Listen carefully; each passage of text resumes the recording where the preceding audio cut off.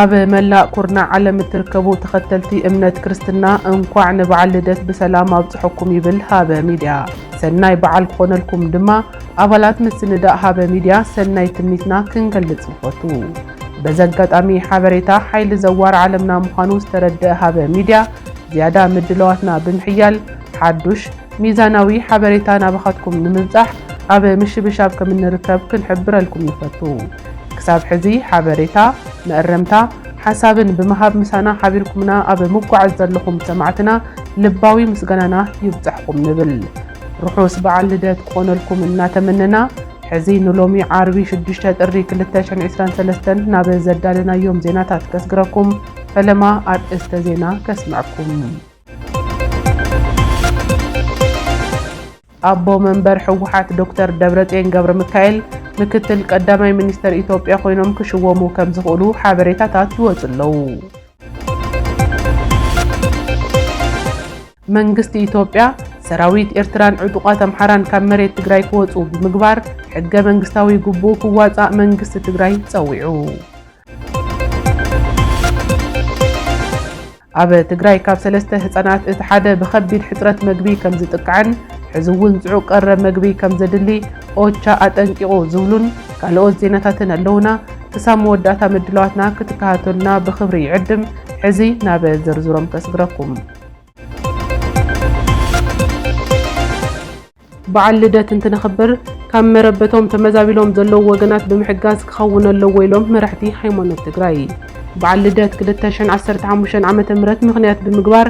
ንሰዓብቲ እምነት ክርስትና ናይ እንኳዕ ኣብጽሕኩም መልእኽቲ ዘመሓላለፉ መራሕቲ ሃይማኖት ትግራይ ኣብ ውሽጢ ዓድን ወፃእን ዘሎ መላእ ህዝቢ ትግራይን ኢትዮጵያን እንኳዕ ንበዓል ልደት ጎይታና መድሓኒትና ኢየሱስ ክርስቶስ ኣብጽሕኩም ኣብጽሕና ኢሎም።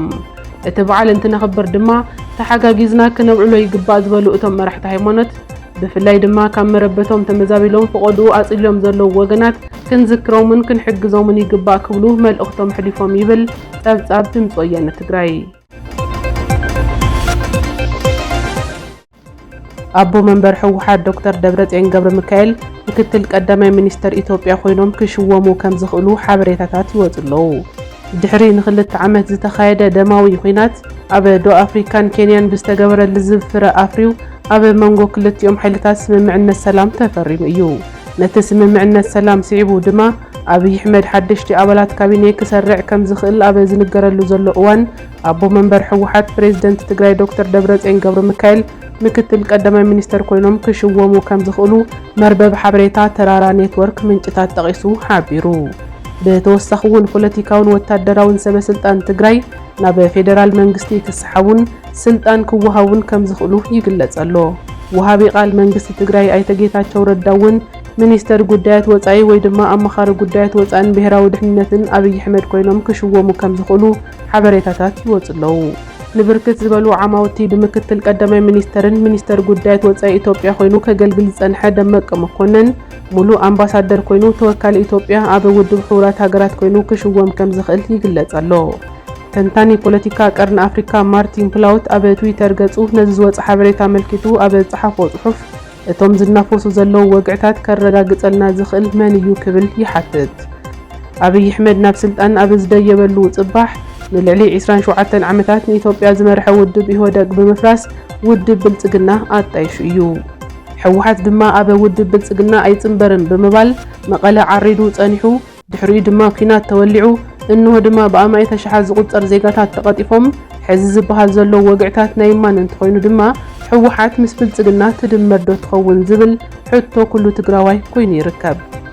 ናጽነት ህዝቢ ትግራይ ከግህዱ ንግንባር ዝወረዱ መናእሰይን ን2 ዓመት ኣብ በረኻታት ትግራይ ክቃለሱን ከምኡ ኢሉ እውን ክሳብ ኣፍ ደገ ኣዲስ ኣበባ ዝተቃለሰ ህዝቢ ትግራይ እታ ዝደልያ ሃገረ ትግራይ ከይረኸበ ንህዝቢ ትግራይ ዝመርሑ ዘለዉ ኣመራርሓ ነዚ ኩሉ ረሲዖም ናብ 4 ኪሎ ክኸዱ ድዮም ዝብል ድማ ግዜ ዝፈትሖ ጉዳይ ኮይኑ ኣሎ።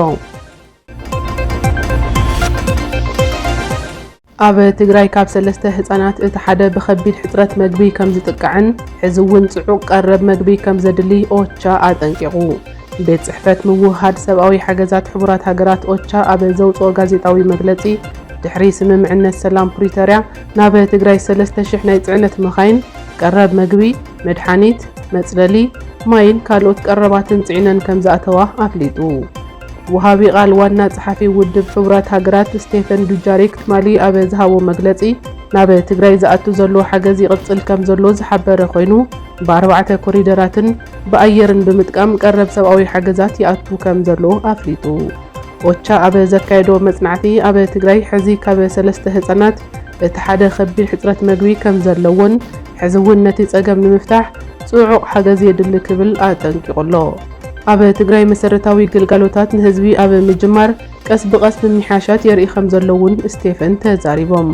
ይኹን እምበር ሕዚ እውን ሙሉእ ኣገልግሎት ባንክታት ህዝባዊ መጓዓዝያን ኣዋህባ ንግዳዊ ቀረባትን ገና ከም ዘይተጀመረ ውድብ ሕቡራት ሃገራት ኣገንዚቡ ካብ መፋረቕ ወርሒ ሕዳር ጀሚሩ ንልዕሊ 2.2 ሚልዮን ሰባት መግቢ ተዓዲዱ እዩ ዝበለ መግለፂ ኦቻ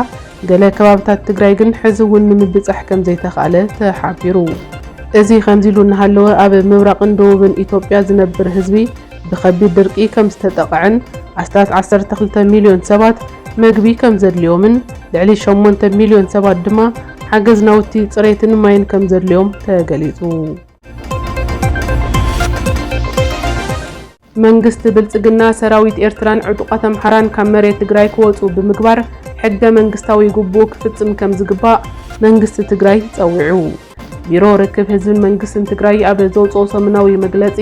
ንስምምዕነት ሰላም ስዒቡ ተረኺቡ ዘሎ ኣንጻራዊ ሰላምን ዕድላትን ጸንቂቕና ብምጥቃም ሓድነትና ዝፈታተኑ ኣተሓሳስባታትን ተግባራትን ብሓላፍነት መንፈስ ንምእላይ ብወገን መንግስቲ ትግራይ ትኩረት ተዋሂብሉ እናተሰርሐሉ እዩ ተባሂሉ ብዝተፈላለዩ መልክዓት ሰላምና ክዘርጉን ተስፋ ህዝብና ከጸልሙትን ኮነ ኢሎም ዝንቀሳቐሱ ኣካላት ክንእርሞምን ናብ ቁኑዕ መንገዲ ክንምልሶምን ኣለና ይብል እቲ መግለጺ ብተወሳኺ እውን ህዝብና ኣብ ዝሓለፉ ዓመታት ዝበጽሖ ስነ ልቦናዊ ጉድኣት ንምቅላስን ንምፍታሕን ኩሉ ትግራዋይ እጃሙ ክዋጻእ ኣተሓሳሲቡ መግለጺ መንግስቲ ትግራይ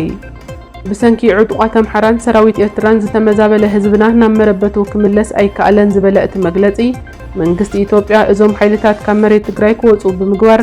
ኣብ ልዕሊ ህዝብና ዝበጽሕ ዘሎ ኩለ መድያዊ ወጽዓ ንኸብቅዕ ሕገ መንግስታዊ ግቡእ ክዋጻእ ሓቲቱ ኣብ መወዳእታ ድማ ሰላምን ጸጥታን ከባቢና ብዝተወደበ መንገዲ ምሕላው እውን ንጽባሕ ክበሃል ዘይግባእ ውራይ እዩ ዝበለ እቲ መግለጺ ክብርታትና ዓቂብና ጸገማትና ንምቅላል ኣብ ልዕሊ ህዝቢ ትግራይ ተወሳኺ ጸገም ንምብጻሕ ዝንቀሳቐሱ ኣካላት እናተኸታተልና ክነቃልዕ ይግባእ እውን ይብል እቲ መግለጺ ዝኸበርኩም ተኸታተልቲ ሃበ ሚድያ ንሎሚ ናባኹም ዘዳለናዮም ዜናታት እዚኣቶም ይመስሉ ነይሮም ክሳብ መወዳእታ ምድለዋትና ስለ ዝተኸታተልኩምና ኣዝና ነመስግን ሃበ ሚድያ ብሓባር እናዕብዮ ናታትኩም ሚድያ እዩ